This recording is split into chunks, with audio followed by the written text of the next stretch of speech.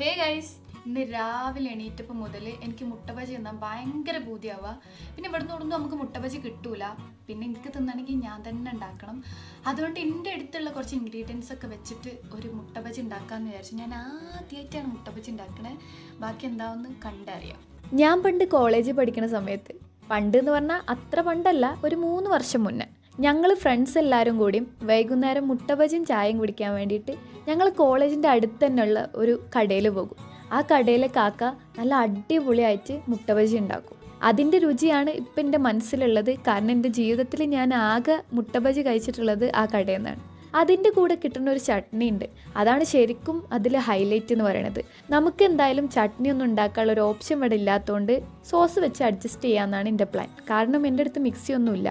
എന്തായാലും എങ്ങനെ ഉണ്ടാവും എന്ന് എനിക്കൊരു ഐഡിയ ഇല്ല.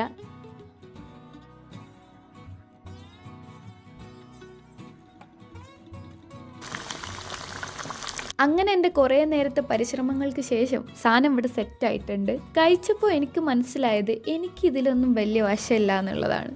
സംഗതി ഞാൻ മുന്നേ കഴിച്ചതിൻ്റെ 7 അയലത്തൊക്കെ കൂടെ പോലും പോവില്ല. പക്ഷേ കുഴപ്പമില്ല, കഴിക്കാം, അത്രക്കുള്ളൂ. ബൈ.